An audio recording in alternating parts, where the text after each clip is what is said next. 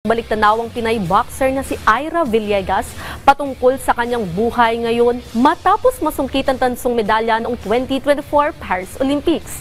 Para sa detalye, narito ang report ni teammate Paulo Salamatin.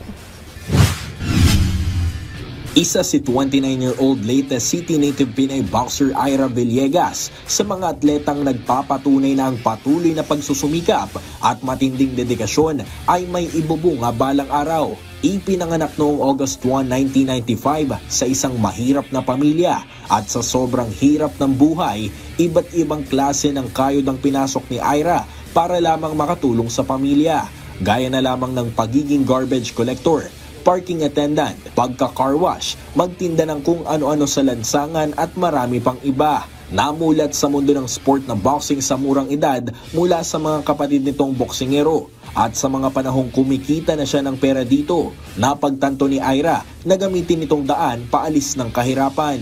Produkto ng Leyte Sports Academy si Ira bago tuluyang mapunta sa national team noong 2012. Hindi naging madali para kay Ira ang panahon niya rito dahil 7 taon bago niya nakuha ang unang medalya sa ilalim ng national team noong 2019 Manila Southeast Asian Games.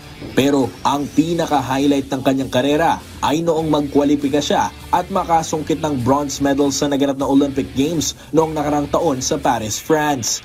Sa naganap na live podcast ng Go Hard Girls with Siege Tantenko, bukod sa mga tagumpay, incentives at kasikatan, ibinahagi ni Ira ang isang bagay na may pagmamalaki niya sa buong karera niya bilang national boxer. Sobrang proud po ako nung nabigyan ko po ng sariling bahay at lupa yung parents ko. Kasi wala po kaming sariling as in, nasa squatters lang po kami. As in, poor po talaga kami.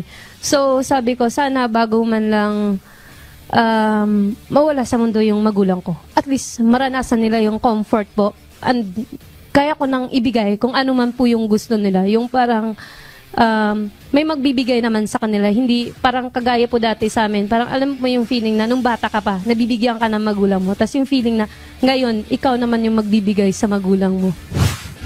Nagbigay din ng pahayag ang Pinay boxer sa motibasyon at disiplina na kanyang bitbit simulat sa pool ng kanyang pagiging atleta.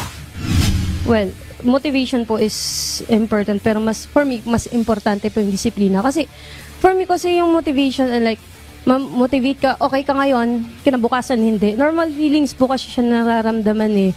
Pag okay ka, hindi, ganun. Pag disiplinado tayo, kahit gaano tayo mahirapan, parang dire-diretso yan eh. Tapos, magiging consistent ka sa mga ginagawa mo, then makakamit mo po yung goal. Yung po para sa akin kasi yung motivation and the discipline is.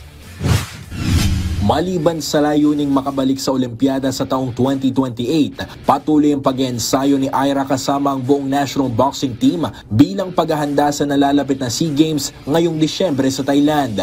Paulo Salamatin para sa Atletang Pilipino, para sa Bagong Pilipinas.